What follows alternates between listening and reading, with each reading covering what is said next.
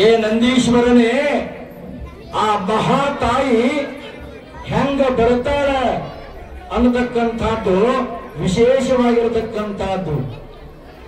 ಉಸುರಲೇನ್ ರಕ್ಕಸರ ಬಲ ನಸಿದುದಾರಣ ರಂಗದಲ್ಲಿ ಜೀವೆಸಗದಿಂದವರಿಲ್ಲ ಶಾಂಭವಿಯ ಶಸ್ತ್ರಘಾತದೊಳಗ. ಆ ಮಹಾತಾಯಿಯ ಶಸ್ತ್ರದ ಘಾತದೊಳಗ ಹೊಸ ನದಿಗಳು, ಬಿಸಿ ರಕ್ತದ ನದಿಗಳು ಹರಿತಕ್ಕಂಥವಾಗ್ತಾವಂತ. ಅಷ್ಟರೊಳಗನೆ ಚಿಕ್ಷುರ, ರುಗಾದ್ರ, ಬಿಡಾಲ, ರಸಿಲೋಮ ಮಡಿದು ತನ್ನ ಮಹಿಷಾಸುರಗೆ ತಿಳಿಸ್ತಕ್ಕಂಥವರಾಗುತ್ತಾರ ಉಳಿದ ಸೇನಾಧಿಪತಿಗಳೆಲ್ಲರೂ. ಅಯ್ಯ ಮಹಾರಾಜ, ಆ ಹೆಣ್ಣು ಸಾಮಾನ್ಯ ಆಗಿರತಕ್ಕಂಥವಳಲ್ಲ. ಆಕೆ ನಮ್ಮ ಎಲ್ಲಾ ಬಲವನ್ನ ತುಂಡರಿಸಿ ಬಿಟ್ಟಿರ್ತಕ್ಕಂಥವಳಾಗಿದ್ದಾಳೆ. ಅಂದಾಕ್ಷಣದ ನೋಡಿದ, ರಣರಂಗದಲ್ಲಿ ಬಂದು ನೋಡಿದ ಬಿಡಾಲ, ಚಿಕ್ಷುರ, ರುದಾದ್ರ 1700 ಅಕ್ಷೋಹಿಣಿ ಮಹಾಸೈನ್ಯವನ್ನ ನೆಲಕ್ಕೆ ಉರುಳಿತನ್ನ ನೋಡಿದ. ತೀಡಿದನ ಬೀಸೆಯನ್ನ, ಬಾಲವನ್ನ ತೀಡಿಕೊಂಡು ಈ ಭೂಮಿಗೆ ಅಪ್ಪಳಿಸ್ತಕ್ಕಂಥವನಾಗುತ್ತಾನ. ಅವಾಗ ಕೇಕೆ ಹಾಕುವಂತ ದೇವಿಯ ಎದುರಿನಲ್ಲಿ ಬಂದು ನಿಂತಿರ್ತಾನ ಮಹಾಮಹಿಷಾಸುರ.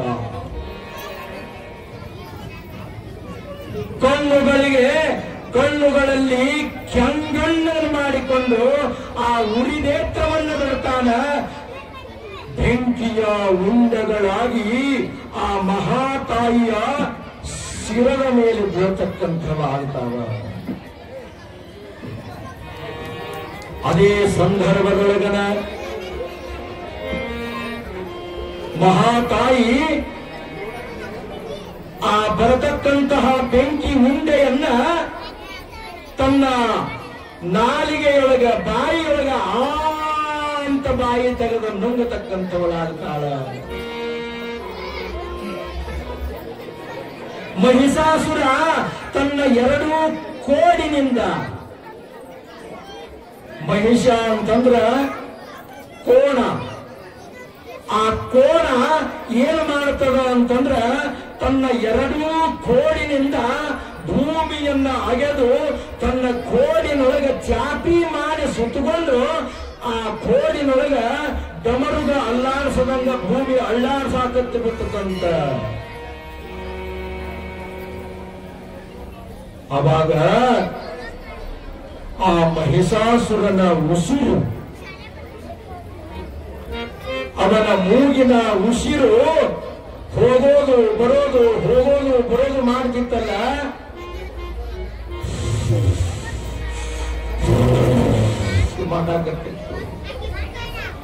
ದೂರ ನಿಂತಿರತಕ್ಕಂತಹ ಬ್ರಹ್ಮ ಹರಿ ರುದ್ರಾದಿಗಳು ಆ ಮಹಿಷಾಸುರನ ಮೂಗಿನ ಹೊಳ್ಳಿಯೊಳಗೆ ಹೋಗೋಗಿ ಹೊಳ್ಳಿ ಬರ್ತಿದ್ರಂತ.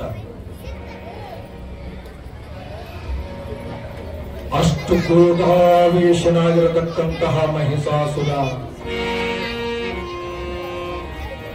1700 ಅಕ್ಷೋಹಿಣಿ ಸೈನ್ಯವನ್ನ ಕೊಂದಿರತಕ್ಕಂತಹ ಆ ಮಹಾ ತಾಯಿಯನ್ನ ಕೆಂಗಣ್ಣಿನಿಂದ ನೋಡಿ ಹಿಡಿಯನ್ನ ಕಾರಿ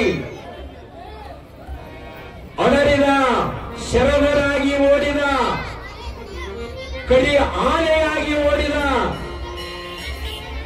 ಆಕಾಶದೊಳಗ ಹತ್ತಾಗಿ ಹಾರಿದ, ಮಾಯಾಜಾಲದಿಂದ ಎಲ್ಲಾ ಮಾಯೆಯನ್ನ ಮೀರಿ ನಿಂತಿರತಕ್ಕಂತಹ ಮಾಯಾದೇವಿಗೆ ಅದೇನು ಕಠಿಣವೇ? ಹಾಗೆ ಕೊಟ್ಟ ಚರ್ಮವನ್ನ ಮತ್ತೆ ಒತ್ತಿ ಬಂದ ಪರದೈವತಿಯನ್ನ 50 ಹೆಜ್ಜೆಯನ್ನ ಹಿಂದಕ್ಕೆ ಹಾಕಿದಂತ ನೋಡ್ರಿ. ಆ ದೇವಿಯನ್ನ 50 ಹೆಜ್ಜೆ ಹಿಂದಕ್ಕೆ ಇರಿಸಿದಂತ. ಆವಾಗ ಸರ್ಪಾಸ್ತ್ರಗಳನ್ನ ಬಿಡುತ್ತಾನೆ. ಸರ್ಪಾಸ್ತ್ರ ಅಂತಂದ್ರೆ ಹಾವಿನ ಅಸ್ತ್ರ. ಮೇಘಾಸ್ತ್ರವನ್ನ ಬಿಡ್ತಾನೆ, ವರುಣಾಸ್ತ್ರವನ್ನ ಬಿಡ್ತಾನೆ. ವರುಣ ಅಂತಂದ್ರ ಮಳೆಯ ಅಸ್ತ್ರ, ಮೇಘಾಸ್ತ್ರ ಅಂತಂದ್ರ ಮಳೆಯ ಅಸ್ತ್ರ. ವಜ್ರಾಸ್ತ್ರವನ್ನ ಬಿಡ್ತಾನೆ. ಎಲೆ ಸ್ತ್ರೀಯೇ ಇದನ್ನ ತಾಳಿಕೋ ಅಂತ ಬ್ರಹ್ಮಾಸ್ತ್ರವನ್ನ ಹೋಗ್ತಾನ. ಅವಾಗ ನಡಗಾಗತ್ರು ನೋಡ್ರಿ ಎಲ್ಲಾ ದೇವಾನು ದೇವತೆಗಳು. ಹಬ್ಬಬ್ಬಬ್ಬಬ್ಬ ಅಂತಹ ಅಸ್ತ್ರಗಳ ಪ್ರಯೋಗ ಮಾಡಾಕತ್ತಾನ. ಇಡೀ ಭೂಮಂಡಲವನ್ನೇ ಧಗ ಧಗ ಧಗ ಧಗ ಧಗ ಧಗ ಉರಿಯಾಕತ್ತೈತೆಲ್ಲ. ಎಂತಹ ಶಕ್ತಿಯನ್ನ ಪಡೆದಿರಬೇಕು ಈ ಮಹಿಷಾಸುರ. ಯಾವ ದೇವರ ವರವನ್ನ ಪಡೆದು ಇಂತಹ ಶಕ್ತಿಯನ್ನ ಪಡೆದಿದ್ದಾನ. ದೇವಿ ಇವನನ್ನ ಕೊಲ್ಲುವಳು ಅಥವಾ ತನ್ನನ್ನ ತಾನೇ ಬಲಿ ಪಡ್ಕೊಳ್ಳುತ್ತಾಳು ಯಾರಿಗೆ ಗೊತ್ತು ಅಂತ ಬ್ರಹ್ಮ ಹರಿರುದ್ರಾದಿಗಳು ಗಡ ಗಡ ಗಡ ಗಡ ಗಡ ನಡಗಾಕತ್ತು ಬಿಟ್ರು. ಆ ಸಂದರ್ಭದೊಳಗ ಯುದ್ಧ ಆಯಿತು. 5,000 ವರ್ಷಗಳ ಪರ್ಯಂತರವಾಗಿ ದೇವಿಗೂ ಮತ್ತು ಮಹಿಷಾಸುರನಿಗೂ. ಅವಾಗ ಶಾಪ ಬಾಣವನ್ನ ಹಾಕ್ತಾನೆ, ಪಾಶ ಬಾಣವನ್ನ ಹಾಕ್ತಾನೆ. ದೇವಿಯ ಕುತ್ತಿಗೆಗೆ ಮತ್ತು ಸಿಂಹದ ಕುತ್ತಿಗೆಗೆ ಒಂದೇ ಸೂತ್ರದಲ್ಲಿ ಬೀಳತಕ್ಕಂತಹ ಪಾಶವನ್ನ ಹಾಕಿದ. ಆ ಹಾಕುವುದರೊಳಗಾಗಿನೇ ದೇವಿ ಖಡ್ಗದಿಂದ ಕತ್ತರಿಸಿ ಬಿಡ್ತಕ್ಕಂಥವಳಾಗ್ತಾಳ. ಶರಭವಾಗಿ ಆ ಮಹಾತಾಯಿಯ ಹಿಂದೆ ಬರ್ತಾನ. ಕರಿಯ ಕೋಣನಾಗಿ ಆ ತಾಯಿಗೆ ತನ್ನ ಕೋಡಿನಿಂದ ಹಿಂಗ ತಿವಿಯಾಕ ಬರ್ತಾನ.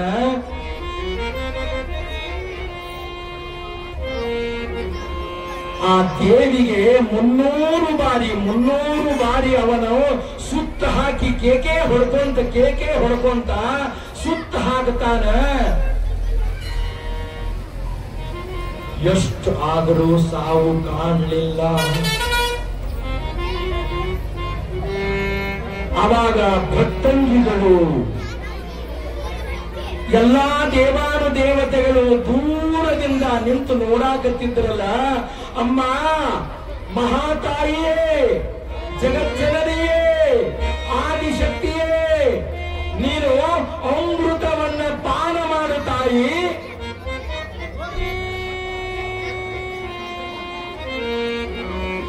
ನೀನು ಅಮೃತವನ್ನು ಪಾನ ಮಾಡು.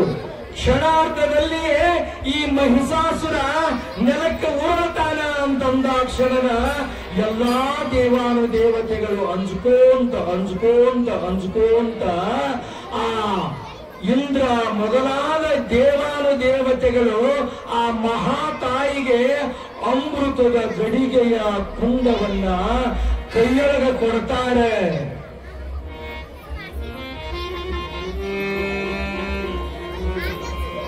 ಅಮೃತ ಮಧು ಅಂತ ಕರೀತಾರೆ. ಮಧು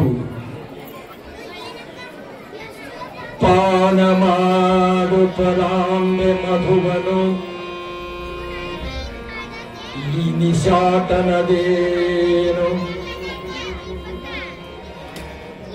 ತಾನೆ ಒರಗುವನಾದ ಹರಿಹರರಾಗ ಕೂಗಿಡಲು ತಾನು ಕೊಂಡಲು ಮಧುವ ಕಂಗಳ ತಾನು ಕೈಮಹ ಕೆಂಪು ಪರವಶೇ ತಾನೆಯಾದಳು ಓಂಕರಿಸಿದಳು ಕೋಪದಲ್ಲಿ. ಅಮ್ಮ ಅಮೃತವನ್ನ ಸ್ವೀಕಾರ ಮಾಡು ತಾಯಿ. ಈ ಮಹಿಷಾಸುರನ ಏನು? ಅವಾಗ ಆ ಅಮೃತವನ್ನ ಸ್ವೀಕಾರ ಮಾಡುತ್ತಾಳೆ. ಅಷ್ಟೊತ್ತಿಗೆ ಮಹಿಷಾಸುರ ತಮ್ಮ ಎಲ್ಲಾ ಸೈನ್ಯದಲ್ಲಿ ಕುಳಿತಿರತಕ್ಕಂಥವನಾಗಿದ್ದ ಆ ಮಹಿಷಾಸುರಿಗೆ ಹೇಳ್ತಾರೆ ಎಲ್ಲಾ ರಾಕ್ಷಸರು, ಏ ಪ್ರಭುವೇ, ಏ ಮಹಿಷಾಸುರ ಮಹಾರಾಜನೇ, ನೀನು ಸುರಾಪಾನವನ್ನ ಮಾಡು. ಸುರಾಪಾನವನ್ನ ಮಾಡು. ಏನ್ರಿ ಸುರಾಪಾನ ಅಂದ್ರ? ಅವಾಗೂ ಇತ್ರಿ.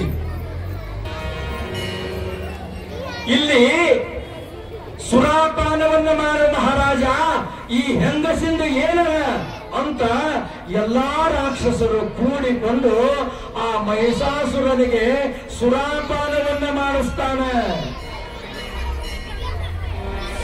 ನಡೆದು ಒಡೆದಳು ರಕ್ಕಸರ ಕಾಲಡಿಯೊಳಗೆ ಕೆಡಹಿದಳು. ಮಧುವನ್ನು ಪಾನ ಮಾಡಿದ ಕ್ಷಣನ, ಅಮೃತ ಪಾನವನ್ನ ಮಾಡಿದ ಕ್ಷಣನ ನಡೆದು ಒದಿತಕ್ಕಂಥವಳಾಗುತ್ತಾಳ, ಭೂಂಕರವನ್ನ ಮಾಡತಕ್ಕಂಥವಳಾಗುತ್ತಾಳ. ಆವಾಗ ಆ ಮಹಿಷಾಸುರನ ಜುಟ್ಟನ್ನ ಹಿಡಿದು ಎರಡೂ ಕಾಲಿನ ಮಧ್ಯದೊಳಗೆ ಅವನನ್ನ ಕೆಡವಿ ಶಿವನ ತ್ರಿಶೂಲದಿಂದ ಅವನ ರುಂಡವನ್ನ ಚಂಡಾಡಿ ಬರ್ತಕ್ಕಂಥವಳಾಗುತ್ತಾಳ. ಶಿವ ಸಾಂಬಜಯ ನಮ ಪಾರ್ವತಿ ಪದ ಶಿವ ಹರ ಹರ ಮಹಾದೇವ. ಆಹಾ, ಸತ್ತನೇ ಮಹಿಷಾಸುರ, ನಾವು ಉಳಿಯುವುದಿಲ್ಲ, ನಾವು ಉಳಿಯುವುದಿಲ್ಲ ಅಂತ ಉಳಿದ ಎಲ್ಲಾ ಸೈನಿಕರು ಓಡಾಡಿ ಓಡಾಡಿ ಓಡಾಡಿ ಹೋಗುತ್ತಾರೆ. ಜೀವ ಭಯದಿಂದ ದೇವಾನು ದೇವತೆಗಳು ಆ ಮಹಾತಾಯಿಗೆ ಪುಷ್ಪ ವೃಷ್ಟಿಯನ್ನ ಮಾಡುತ್ತಾರೆ, ಹೂವಿನ ಮಳೆಗದಂತ ಗೆಳಿತಾರೆ. ಆ ಸಂದರ್ಭದೊಳಗ ಸುಂದರವಾಗಿರತಕ್ಕಂತ ಸುರವರರು ಪುಷ್ಪ ವೃಷ್ಟಿಯನ್ನ ಪರಮ ಮಂಗಳಗಳಿಗೆ ಬಂದು ಹರಸಿ ಎತ್ತಿದರು ಜಯ ಮಂಗಳಾರತಿಯ. ಹೊರದೆ ಕರುಣದಿ ದೇವಿ ಎಂದೇ ಕರೆ ಮುಗಿದು ನೆನೆದರು ಶ್ರೀ ಗುರು ಚಿದಾನಂದ ಅವಧೂತರನ್ನ ಅಂತ ಈ 8ನೆಯ ಅಧ್ಯಾಯದೊಳಗ ನಡೀತಕ್ಕಂಥದ್ದಾಗುತ್ತದೆ. ಇಲ್ಲಿ ನಮ್ಮಲ್ಲಿರತಕ್ಕಂತಹ ಅಷ್ಟಮದಗಳು ಒಂದು ಶಿಷ್ಟಳೆನಿತ ಮಹಾತಾಯಿಯ ನಾಮಸ್ಮರಣೆಯನ್ನ ಮಾಡುವುದು ಆ ದೇವಾನು ದೇವತೆಗಳಿಗೆ ಮಂಗಲಕರವಾಗಿರತಕ್ಕಂತಹ ಸಂಗತಿಯಾಗತಕ್ಕಂಥದ್ದಾಗುತ್ತದೆ. ಅದರ ಸಲುವಾಗಿ ಇಂದ್ರ ಮೊದಲಾದ ವೇದಾಂತ ಪ್ರಮಾಣದಲ್ಲಿ ಆ ಮಹಾತಾಯಿಯ ಸ್ತುತಿಯನ್ನ ಮಾಡತಕ್ಕಂಥವರಾಗುತ್ತಾರೆ.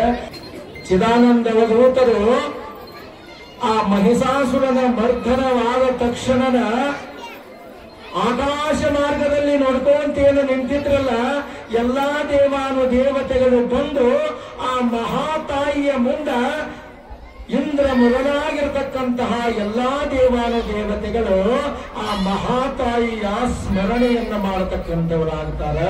ಈ ಅಧ್ಯಾಯದೊಳಗೆ ಮಹಿಷಾಸುರ ಆ ನೆಲದ ಮೇಲೆ ಬಿದ್ದ ತಕ್ಷಣನ ಓಡಾಡಿ ಓಡಾಡಿ ಓಡಾಡಿ ಎಲ್ಲಾ ಕಡೆಯಿಂದ ಬರ್ತಾರೆ. ಆ ದೇವಾನು ದೇವತೆಗಳು ಕೈ ಮುಗಿದು ಆ ಪರ್ವತ ದೇವತೆಯನ್ನೇ ಏಕಚಿತ್ತದಿಂದ ನೋಡ್ಕೊಂತ ಪರಮ ಪುಳಕಾಶ್ರುಗಳನ್ನುಚ್ಚರಿಸಿ ವೇದಾಂತ ವಾಕ್ಯದಿಂದ ಮಹಾತಾಯಿಯ ಸ್ಮರಣೆಯನ್ನು ಮಾಡುತ್ತಾರೆ. ನೋಡಿ, ನಾವು ಜಗಜ್ಜನನಿ ಆದಿಶಕ್ತಿ ಮಾತಾ ಕೀ ಇಷ್ಟು ಅನ್ನಾಕ ದಣ್ಕೊಂತೀವಿ. ಇದಷ್ಟ ಅನ್ನಾಕ ನಾವು ದಣ್ಕೊಂತೀವಿ. ಏನು ಮಹಾತಾಯಿ, ನಿನ್ನಿಂದ ನುಡಿಸಿರತಕ್ಕಂತಹ ತ್ರಿಗುಣವನ್ನು ನೀನು ಅವತರಿಸಿ ಇರತಕ್ಕಂತಹ ಹರಿಹರರು ನೀನು. ನಿನ್ನಲ್ಲಿ ಎಲ್ಲಾ ಬಲವನ್ನ ಅಡಗಿಬಿಟ್ಟದ ನಿನ್ನ ಸೂತ್ರದ ಗೊಂಬೆಗಳು ನಾವೆಲ್ಲ.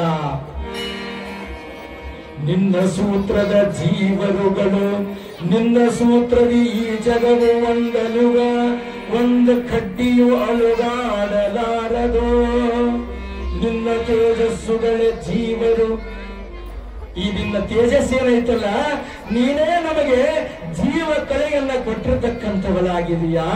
ನಿನ್ನ ತೇಜಸ್ಸುಗಳ ಜೀವರು ಶಿವರು, ನಾನಾ ಭೂತ ಪ್ರೇತ ರಾಕ್ಷಸರು, ನೀನೇ ಈ ಚೇತನವಾಗಿರತಕ್ಕಂಥವಳಾದೀಯಾ. ವಿವಿಧ ಗುಣಗಳು ನೀನೇ ಆಗ್ತಾ ಇದ್ದೀಯಾ, ವಿವಿಧ ಚೇಷ್ಟೆಗಳು ಸಹಿತ ನೀನೇ ಮಾಡಾಕತ್ತಿದೀಯಾ. ವಿವಿಧ ಕ್ರಿಮಿ, ಪಶು, ಸುರ, ಅಸುರ, ಗಂಧರ್ವ, ಸತಿ, ಪುರುಷ ನೀನೇ ಆಗತಕ್ಕಂಥವಳಾಗಿದೀಯಾ.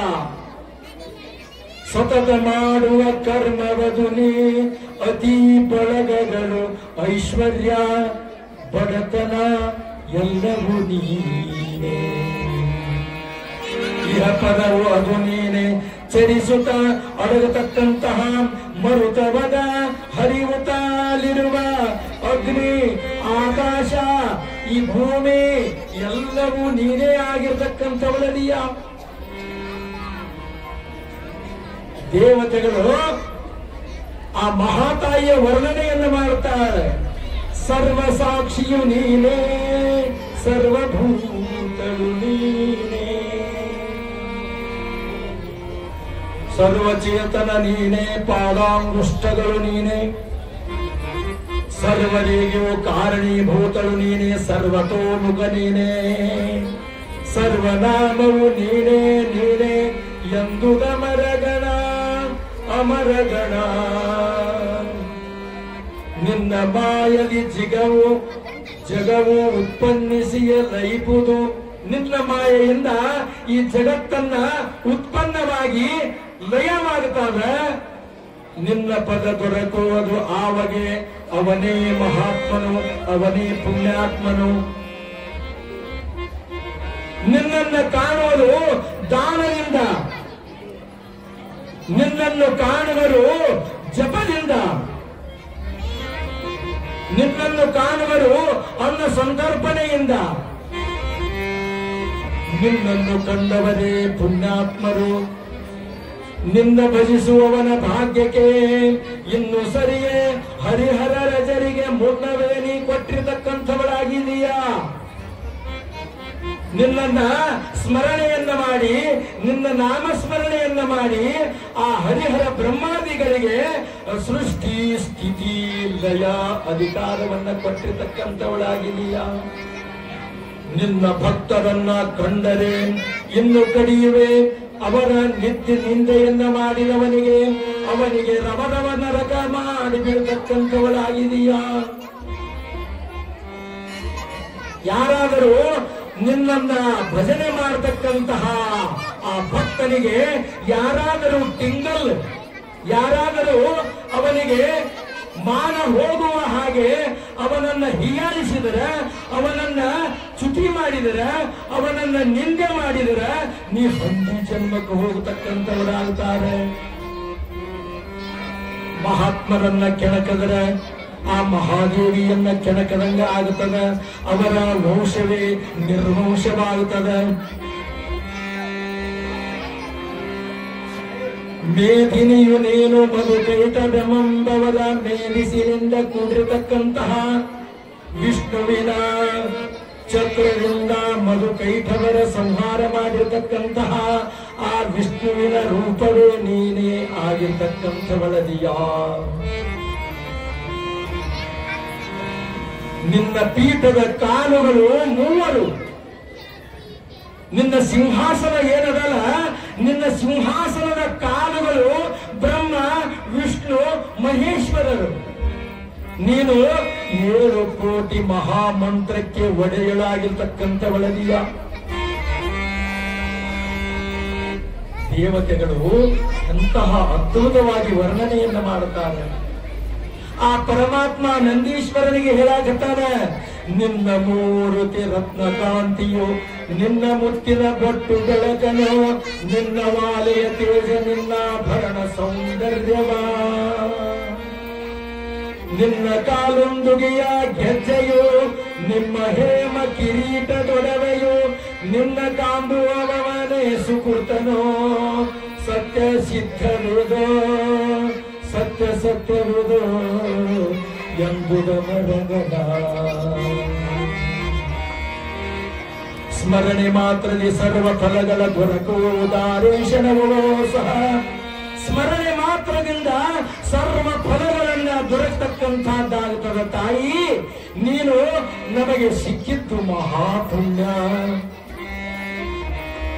ಸ್ವರ್ಗಾದಿ ಭೋಗವೆಲ್ಲವನ್ನ ತೋರಲಿಕ್ಕೆ, ನಿನ್ನನ್ನ ಸ್ಮರಣೆ ಮಾಡಲಿಕ್ಕೆ ನಾವು ಬಂದಿರತಕ್ಕಂಥವರಾಗಿದ್ದೇವೆ. ನಮಗೆ ಸದಾವಕಾಲ ಸಂಪತ್ತು, ಸುಖ, ಶಾಂತಿ, ನೆಮ್ಮದಿಯನ್ನ ಕೊಡತಕ್ಕಂಥವಳಾಗು ತಾಯಿಯೇ, ಮಾರಿಕಾಂಬೆಯೇ, ಜಗದಂಬೆಯೇ, ರಾಜರಾಜೇಶ್ವರಿಯೇ. ನೋಡಿ ದೇವಾನು ದೇವತೆಗಳು ಹೆಂಗ ಬೇಡ್ಕೊಂತಾರೆ. ನಾವು ಸುಮ್ಮನೆ ಒಂದ್ ಸ್ವಲ್ಪ ಜಯಘೋಷ ಮಾಡಬೇಕು ಅಂತಂದ್ರೆ ದೆಣ್ಕೊಂತೀವ ನಾವು. ಅದಕ್ಕ ನಿನ್ನೆ ದಿವಸ ಅಂದ್ರು, ಶಿವನಾಮವನ್ನು ನುಡಿಯದ ಬಾಯಿ ಹರನಾಮವನ್ನು ನುಡಿಯದ ಮನುಜ ಹಾಳು ದೇಗುಲದಂತೆ. ಆ ದೇವಾಲಯದೊಳಗ ದೇವರಿಲ್ಲದ ಗುಡಿಯಂತೆ ಅಂತ ಅಂತಾರೆ. ವಿಷಯದ ಸುಖವನ್ನ ಬಳಸುವ ಮನುಜ ಗಾರುಡಿಗನಾಟದಂತೆ. ಬಹಳ ಅದ್ಭುತವಾಗಿರತಕ್ಕಂಥದ್ದು ಹೇಳ್ತಾರೆ. ಇಲ್ಲಿ ಹ್ಯಾಂಗ ಮಾಡ್ಬೇಕ್ರಿ ನಾಮಸ್ಮರಣೆ, ಹ್ಯಾಂಗ ಮಾಡ್ಬೇಕ್ರಿ? ಒಂದು ದಿವಸ ಶಿವ ಶಿವ ಶಿವ ಶಿವ ಶಿವ ಶಿವ, ಮಹಾತಾಯಿ, ಮಾರಿಕಾಂಬ, ಮರಿಯಮ್ಮ, ಶಾಂಭವಿ, ರಾಜರಾಜೇಶ್ವರಿ ಅಂತ ಬಾಯಿಗೆ ಬರಂಗಿಲ್ಲ. ಹಿಂಗ ನಾರದ ಮಹರ್ಷಿ ಕೈಲಾಸಕ್ಕೆ ಹೋಗನಂತ. ಯಪ್ಪ, ಭೂಲೋಕದೊಳಗ ಈ ಕರಿತಲಿ ಮಾನವರೇನದಾರಲ್ಲ, ಈ ಮಾನವರು ಒಬ್ಬರೂ ಸಹಿತ ನಿನ್ನ ನಾಮಸ್ಮರಣೆ ಮಾಡಲಿಲ್ಲ, ಒಂದು ಕಡೆನೂ ಕೇಳಲಿಲ್ಲ. ಅಂದ ಕ್ಷಣನ ಪಾರ್ವತಿಗೆ ಹೇಳ್ತಾನ ಪರಮೇಶ್ವರ, ಪಾರ್ವತಿ, ಈ ನಾರದ ಭೂಲೋಕದೊಳಗ ಎಲ್ಲಾ ನರ ಮನುಷ್ಯರು ನನ್ನ ಧ್ಯಾನವನ್ನ ಮಾಡ್ಲಿಲ್ಲಂತ, ಇವನ್ನ ಒಂದು ಪರೀಕ್ಷೆ ಮಾಡೋಣ. ಹೋಗು, ಒಂದು ಬಟ್ಟಲದೊಳಗ, ಒಂದು ಪಾತ್ರೆಯೊಳಗ, ಒಂದು ವಾಟೆಯದೊಳಗ ಹಾಲನ್ನು ತಗೊಂಡು ಬಾ.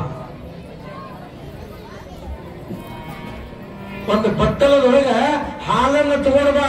ತುಂಬಿ ತುಂಬಿ ತುಂಬಿ ಇನ್ನೇನೋ ಸ್ವಲ್ಪ ಅಳಿಗಾಡಬೇಕು, ಅಷ್ಟೊಳಗ ಭೂಮಿಗೆ ಬೀಳುತ್ತದೆ ಒಂದು ಹನಿ ಹಾಲ.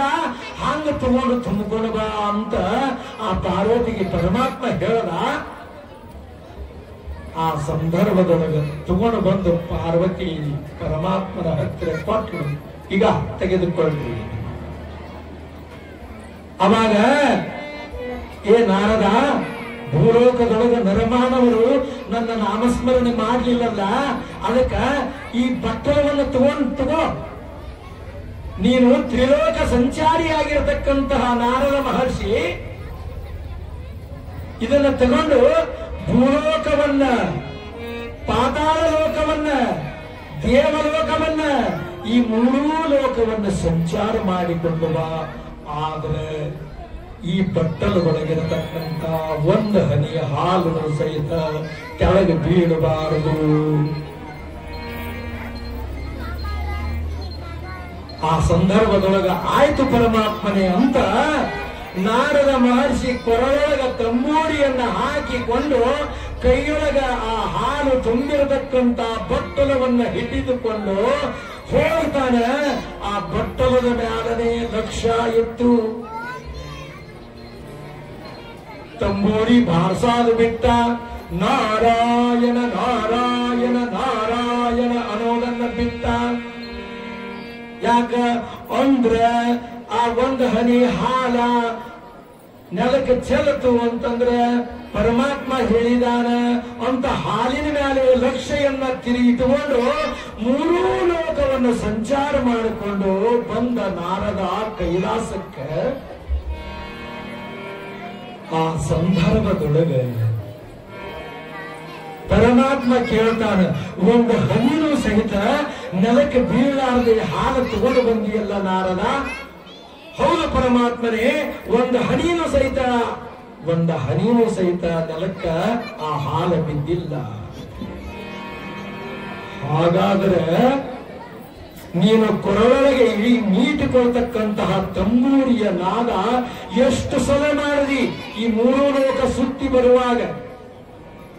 ನಿನ್ನ ಬಾಯಿಯೊಳಗ ನಾಮಸ್ಮರಣೆ ಎಷ್ಟು ಸಲ ಅಂದಿ, ನಾರಾಯಣ ನಾರಾಯಣ ನಾರಾಯಣ ಅಂತ ಎಷ್ಟು ಸಲ ಹೇಳಿದಿ.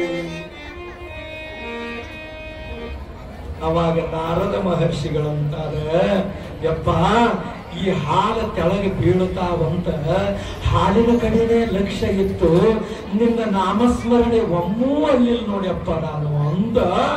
ನಾರದ ಹೇಳ್ತಾನೆ ಪರಮಾತ್ಮನಿಗೆ, ದೇವಲೋಕದ ನಾರದನೇ, ನೀನು ಯಾವಾಗಲೂ ತಂಬೂರಿಯನ್ನ ಮೀಟ್ಕೊಂತ ಯಾವಾಗಲೂ ನಾರಾಯಣ ಅಂತ ಅನ್ಕೊಂತ ಇದ್ದಾವ, ನೀನೇ ಒಂದು ಸಲ ನನ್ನ ನಾಮಸ್ಮರಣೆಯನ್ನ ಮಾಡಲಿಲ್ಲ. ನರಮಾನವರಾಗಿರತಕ್ಕಂಥವರು ಹಾಲು ಅನ್ನತಕ್ಕಂಥ ಸಂಸಾರದೊಳಗೆ ಬಿತ್ತು ಒದ್ದಾಡಕತ್ತಿ ಬಿಟ್ಟಾರ. ನನ್ನ ಹೆಂಡ್ರು, ನನ್ನ ಮಕ್ಕಳು, ನನ್ನ ಬಂಧು, ನನ್ನ ಬಳಗ, ನನ್ನ ಹೊಲ, ನನ್ನ ಬೆಳ್ಳಿ, ನನ್ನ ಬಂಗಾರ ಅಂತ ಇದ್ರೊಳಗನ ತೇಲಾಡ್ಕೊಂಡು ಬಿಡ್ತಾರ. ನನ್ನ ನಾಮಸ್ಮರಣೆ ಯಾವಾಗ ಮಾಡುತ್ತಾರೋ ನಾರದ, ನನ್ನ ನಾಮಸ್ಮರಣೆ ಯಾವಾಗ ಮಾಡುತ್ತಾರೆ ಅಂತ ಪರಮಾತ್ಮ ಹೇಳ್ತಾನೆ ನಾರದನಿಗೆ. ಇಲ್ಲಿ ದೇವಾನುದೇವತೆಗಳು ಆ ಪರಮಾತ್ಮನ ಆ ಮಹಾತಾಯಿಯ ಒಂದು ವಿಶೇಷವಾಗಿರತಕ್ಕಂತ ನಾಮಸ್ಮರಣೆಯನ್ನ ಮಾಡಿದ ಕ್ಷಣನ ಆ ಮಹಾತಾಯಿ ಸಂತುಷ್ಟಳಾಗ್ತಾಳೆ. ಇಂತು ಧೂಪ ದೀಪದ ವಿಧದಿಂದ ಆ ಮಹಾತಾಯಿಯನ್ನ ಪುಷ್ಪ ಧೂಪ ದೀಪಗಳಿಂದ ಷೋಡಶೋಪಚಾರ ಮಂತ್ರಗಳಿಂದ ಆ ದೇವಿಗೆ ಪೂಜೆಯನ್ನ ಮಾಡಿ ಕೈ ಮುಗಿತಾರ. ಪರದೇವತೆಯನ್ನ ನುಡಿತಾಳ, ಬೇಡ್ರಿ ಮಕ್ಕಳೇ, ನಿಮಗೆ ವರವನ್ನ ಬೇಡ್ರಿ ಕೊಡ್ತೀನೋ ಅಂತ ಅಂತಾಳ. ಯವ್ವ ಮಹಾತಾಯಿ ಆ ದುಷ್ಟರಾಗಿರತಕ್ಕಂತ ಮಹಿಷಾಸುರ ಕೊಡತಕ್ಕಂತ ಉಪದ್ರವವನ್ನ ಹೋಗಲಾಡಿಸಿ ನಮ್ಮ ಕಷ್ಟವನ್ನ ಕಳೆದಿಯಲ್ಲಮ್ಮ, ಈ ವರ ಬಿಟ್ಟು ಇನ್ನೊಂದು ವರ ಎದಕ್ಕೆ ಬೇಕು ತಾಯಿ ಅಂತ ಎಲ್ಲಾ ದೇವಾನುದೇವತೆಗಳು ಸಾಷ್ಟಾಂಗ ನಮಸ್ಕಾರ ಮಾಡ್ತಾರೆ. ಆ ಮಹಾತಾಯಿ ಜಗಜ್ಜನನಿ ಆದಿಶಕ್ತಿಗೆ, ಬಗಲಾಮುಖಿಗೆ, ರಾಜರಾಜೇಶ್ವರಿಗೆ, ಮಾರಿಕಾಂಬೆಗೆ, ಮರಿಯಮ್ಮಳಿಗೆ ಆವಾಗ ಅವಳು ಸಂತುಷ್ಟಳಾಗಿ ಅಷ್ಟರೋಳು ಪಾರ್ವತಿಯ ದೇಹದೋಳು ಅಟ್ಟಿಸಿಬಿಟ್ಟಳು. ಅಷ್ಟರೊಳಗನೆ ಆ ಮಹಾದೇವಿ ಮಹಾಶಾಂಭವಿ ಪಾರ್ವತಿಯ ದೇಹದೊಳಗ ಅಟ್ಟಿಸಿಕೊಂಡು ಬಿಟ್ಟಳು, ಮಾಯವಾಗಿ ಬಿಟ್ಟಳು. ಬಹಳ ಗಟ್ಟಿಗಳು ಆ ಪಾರ್ವತಿ ಅಂತ ಪಾರ್ವತಿಯ ಮಹಿಮೆಯನ್ನ ಕೊಂಡಾಡ್ತಕ್ಕಂಥವರಾಗ್ತಾರೆ. ಊಘೆ ಊಘೆ ಊಘೆ ಊಘೆ ಆಯಿರಾಗ ಊಘೆ ಊಘೆ ಊಘೆ ಸದಾನಂದಿ ಊಘೆ ಊಘೆ ಊಘೆ.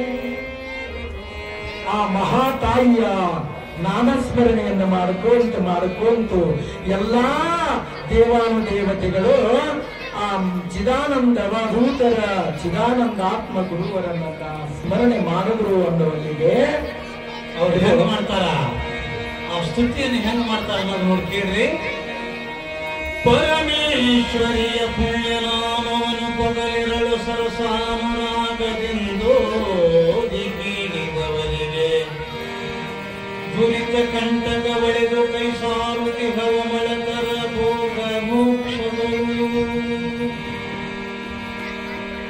ರಿಂಕಾರಿ ವಾಣಿ ಕಲ್ಯಾಣಿ ರುದ್ರಾಣಿ ರಮ್ಯ ಓಂಕಾರ ರೂಪಿಣಿ ಘನಾನಿ ಗಾನ ಪ್ರೀತಿ ಐಂಕಿಲ ಮಾನಿನಿ ಮಾಮಾಯ ಮಾತಂಗೆ ಪೆಂಕಿಲ್ಯ ವರವರಣ್ಯ ಸಂಕಾರ ಸದನೆ ಸರ್ವಾಣಿ ಶಾರದೆ ಸತ್ಯ ಕ್ರಂತ ವಜ ಹುಂತ್ರಾದಿ ದೇವತೆ ದೇವಿ ಶೃಂಖಿಲ ಕಾರಿ ಮಾನಿ ಸಂಕಾರಿ ಶಾನಿ ಎಂದು ಗಿರಿಜೆ ಗಿರುವಾಣಿ ಪೂಜಿತೆ ಗೌರಿ ಭುವಜನನಿ ಪರಮನಾದ ಬಿಂದು ಮಂದಿರ ಮನಪುಂಜ ಹಂಶ ವರ್ಗ ವೈಭವ ನಿತ್ಯ ಮುಕ್ತ ನಿರ್ಮಲೆ ನೀರಾವರಣೆ ಶಿವಶಾಂತಿ ಕಾಂತಿಕರಣಿ ಧರ್ಮಾನುಗತ ಸಾವಿತ್ರಿ ಗಾಯತ್ರಿ ನೈಜ ವಿಶ್ವಾತ್ಮ ಕಲ್ಪಿತೆ ಪಾಪರತೆ ಶರಣಹಿತೆ ಸರ್ವಮಂಗಳ ಸಚ್ಚಿದಾನಂದ ವರಸುರ ಕಾಲಿ ಎಂದು ಚಂಡಿ ಚಂಡೇಶ್ವರಿ ಚತುರ ಕಾಳಿ ಕೌಮಾರಿ ಕುಂಡಲ ಕುಂಡಲೆ ಬಾಲ ಭೈರವಿ ಭವಾನಿ ಚಾಮುಂಡಿ ಮೂಲಗಾರಿ ಮನವಂದ್ಯ ಮನಿ ಪೂಜೆ ಪಿಂಡಾಂಡಮಯ ಚಂಡಿಕೆ ಮಂಡಲ ತ್ರಯ ನಿಲಯ ದಂಡಿಕೆ ದರಿಗೆ ಕುಣಿಕುಂಡಲೆ ಮಹೇಶ್ವರಿ ಮನೋನ್ಮನೆ ಜಗನ್ಮಾತೆ ಕಂಡ ಶಶಿ ಮಂಡನೆ ಮೃಢಾನೆ ಪಾರ್ವತಿ ಪರಮ ಚಂಡಿತರ ಮೂರ್ತಿಯಂದು ವಿಮಲ ವಿಖ್ಯಾತೆ ಮಧುಮತಿಯ ಮುಖ್ಯ ಮಹನೀಯ ಸುಮತ ಸುಲಲಿತೆ ಹೈಮಾವತೆ ಭಾವ್ಯ ದುರ್ಗಾಂತೆ ಕಮಲ ಕತ್ಯಾಯಿನಿ ಕರಾಳ ತ್ರಿಪುರ ವಿಜಯ ಧಮೆ ದಯಾರಸ ಕುರಿತೆ ಅಮೃತೆ ಅಂಬಿಕೆ ಅನ್ನಪೂರ್ಣೆ ಅಶ್ವಾರೋಹಣೆ ಶುಭ ಶುದ್ಧ ಶಿವವಾಹಿನಿ ಶುಭ ಕಲಾಪೆ ಸುಪ್ರೇಮದ ಪಾವನ ಪದ್ಮಪಾಚನ ಪರಬ್ರಹ್ಮ ಉಮೆ ಸಜಸ ಮುಗಿಯಂದೋ ಶಂಭೋ ಲಿಂಗನ ಶಕ್ತಿ ಸೌಭಾಗ್ಯ ಸಂತತ ಶರೀರ ಸಂಜ್ಞಾನ ಸಕ್ರಿಯ ಸಮಗ್ರಾಸನ ಸುಣಾಂತರಾದಿಗಳಾಗತ ಸಂತ ಸರ್ವ ನಿರ್ಮ ಶಾಂಭವಿಯ 108 ಶುಭವಂತು ನಾಮಗಳನ್ನು ಭಜಿಸಿದೊಡೆ ಸತಿ ಪುತ್ರ ಸಂತಾನ ಸಕಲ ಸಂಪದ ಸಿದ್ಧಿಯ ಪೋದೂರಂತೆ ನಿತ್ಯಗೆ ವಿಜಯ ಸಾಂಬ ಜೈ ನಮಃ ಪಾರ್ವತಿ ಶಿವ ಹರ ಹರ ಮಾಧೇ. ಆ ಮಹಾತಾಯಿಯ ವರ್ಣನೆಯನ್ನ ನಿಜಗುಣ ಶಿವಯೋಗಿಗಳು ಆ ಮಹಾತಾಯಿಯ 108 ನಾಮಗಳನ್ನ ಹೇಳ್ತಕ್ಕಂಥವರಾಗುತ್ತಾರೆ. ಅವಾಗ